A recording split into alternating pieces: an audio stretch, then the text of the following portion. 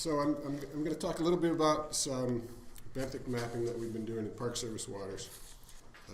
I've given this presentation or something similar to it to a couple of different groups, and I'll say that this is the first time that the night before my presentation, this is the only time I've been kidnapped by a group of Canadians and forced to drink good beer. and then when they finally let me go, they made me take some of it with me too. So hopefully I'll have more information to present next year too. A couple of things on the opening slide. This is, it doesn't say this, but this is a GLRI funded project. So without that funding source, pretty much none of what you're going to see would have been possible. So we're grateful for that.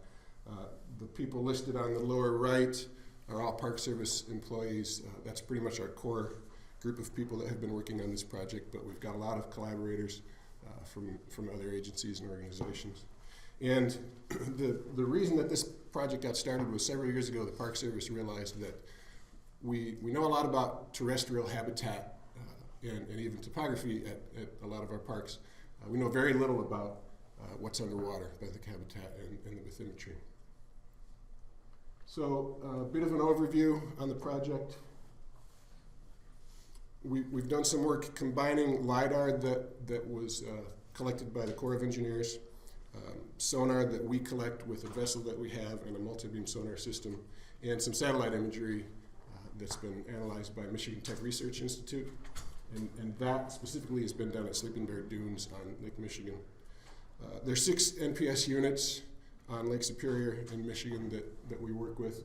The ones that are emphasized in this are primarily Sleeping Bear Dunes, like I said, and the units on Lake Superior, Isle Royale, Apostle Islands, and Pictured Rocks. Our goal is to map all of the benthic habitat in those parks within the Great Lakes waters of those parks. Most parks have a quarter-mile jurisdiction. Indiana Dunes only has 300 feet, while Isle Royale has 4.5 miles. So that particular one is kind of daunting to think about accomplishing the entire park. And this is just a view of the Apostle Islands with some of that combined LiDAR and sonar imagery. The LiDAR is good to about 2 times visible depth, and so we get a lot of LiDAR around the islands, but there are some places where it's deeper than the LiDAR, so that's where we use our sonar. And this table down there just shows the amount of acreage that we've surveyed at those 3 parks that I mentioned earlier over the last few years.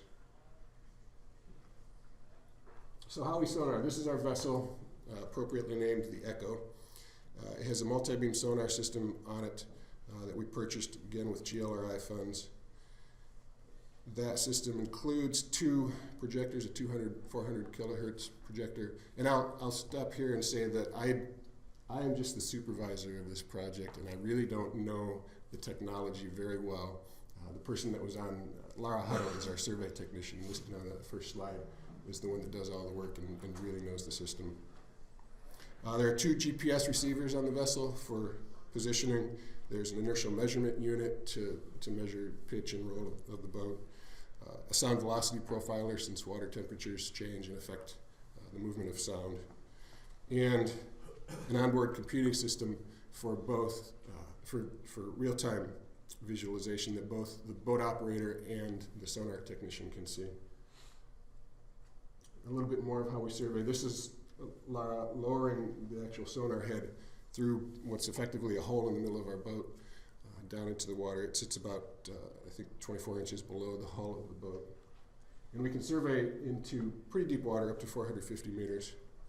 And like I said, we've surveyed around Apostle Islands, Pictured Rocks, and Isle Royale, and a research partner collected data for us at Sleeping Bear Dunes. So here are a few applications.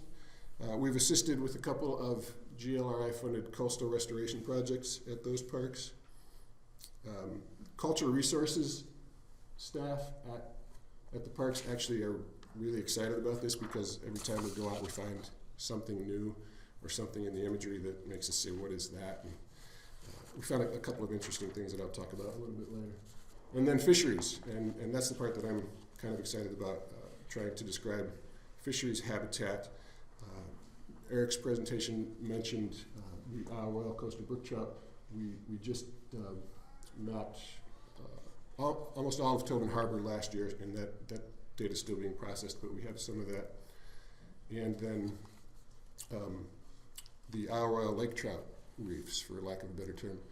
And there was a lot of discussion on the genetic diversity and morphometric diversity of those fish yesterday. I won't talk too much about that, but I'll talk about the project that the Park Service is involved with the Fish and Wildlife Service, to look at that diversity and then to see if the habitat extremes of the island play any role in whatever diversity is still there in those fish. The next couple of slides, I'm going to show those coastal restoration areas and some of the cultural resources stuff. So this is Sand Point and Pictured Rocks, and there's an ongoing effort to restore the point there. And so our hope is that we can use our sonar imagery to look at sand movement over time and see how sand is depositing or moving offshore. So this is Sand Point right here, and historically it was a much larger point, and the hope is that with this restoration project it'll start to reform again. This is a picture of Raspberry Island Lighthouse at Apostle Islands, and the next image is the same area, but this shows that LiDAR and sonar. So in the near area, this is the LiDAR at 1 meter resolution, and this is our sonar at 50 centimeter resolution. So you can see it actually becomes a lot more clear, and it's pretty obvious the differences in the resolution once you get with see the 50 centimeter sonar. And this is one of those areas that we looked at and said, what is that? And we found these 3 large mounds in this big trough right here, not too far offshore from the island. And so we went and actually dove with scuba to look at this. These are about 5 to 6 meters across and maybe 1.5 meters high. And this trough is probably 20 meters long, maybe a little longer. It turns out that there was a steamer that went aground in 1898, and there was a record of the steamer going aground, and it offloaded iron ore. So these are big piles of iron ore, and the thought is that they came back and tried to salvage some of it, and we think this large trough here is where they tried to salvage and recover some of that iron ore. So again, the cultural resources folks really like this stuff because we always find stuff. So now some of the fishery stuff that we're doing at IOL and the mapping that we're doing there. This is just a Google Earth image. You can see some nice colorful swaths around IOL. And what we're hoping, I mentioned that we're hoping to look at diversity of lake trout and do habitat extremes play any role in whatever diversity is there. So part of that is mapping these reefs to see what the actual habitat is like out there. We know that it's extreme, but to get a good view of it is kind of a bonus.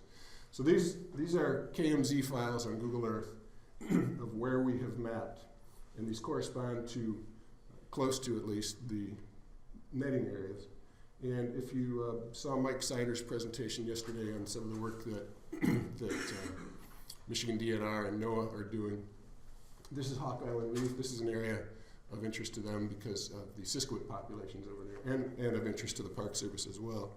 So the next few slides, I'll show our 3D images of these, of this particular reef, and we have a 3D viewer that it's too bad I can't show it to you here. These will be screen captures, but I'll have my computer on afterwards at the break if anybody's interested. It's really kind of a neat tool to manipulate these images. So I'll just go through a few. This shows the actual on-screen capture of the tools to move the image around. And this is a zoom in, so you can see a lot of the diversity of the ridges underneath the water. This is, I think, from 15 to 60 meters deep here. And then this is just a rotation of that same image, another rotation. So you can really start to pick up some of the detail of that habitat down there. And this is, again, is at 1 meter resolution, and we can process the data to much finer resolution. So 50 centimeter would even show 4 times the detail.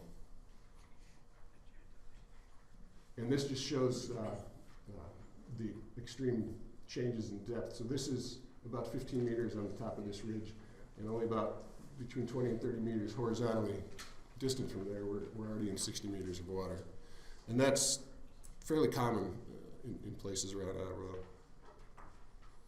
So back to the image of the island, all of these X's that you see down here are net sites from the project that we've done with the Fish and Wildlife Service over the last few years.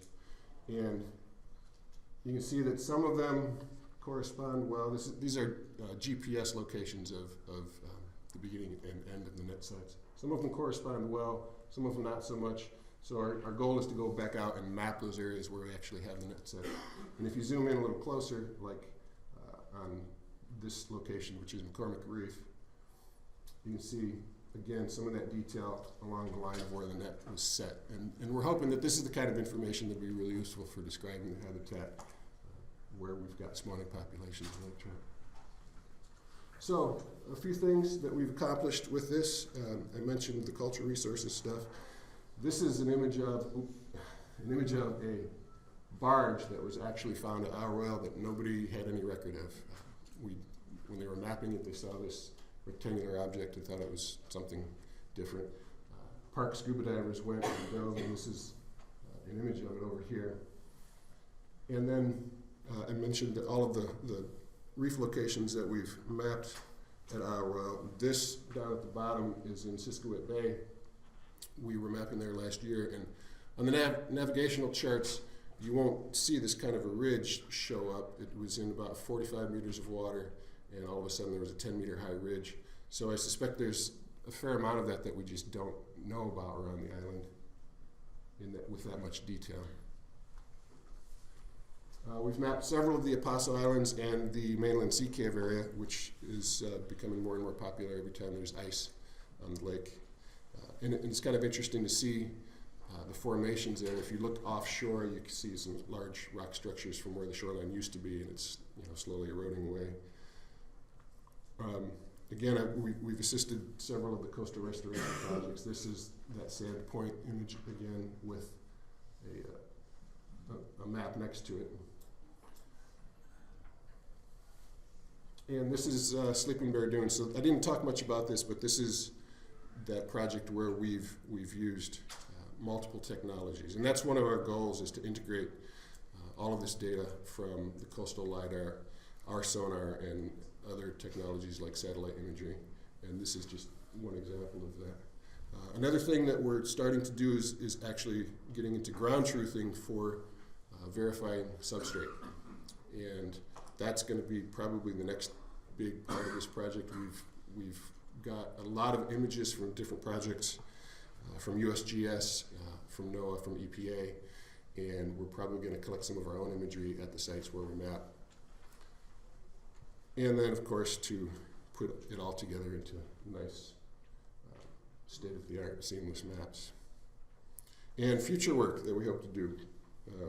We're hoping that we can coordinate a lot with other organizations on the Great Lakes. It's a pretty nice system that we have, although it's probably 5 years old now, so I don't know how long that technology is up to date. There are a lot of further mapping needs in the National Park Service that we hope to use it for. There's a new GLRI project funded this year on Apostle Islands that we're going to provide some information for, and then additional fisheries work at Royal that we're going to keep doing for it as long as we can, actually. And with that, I'll take any questions if there's any time. I know it's time for the break.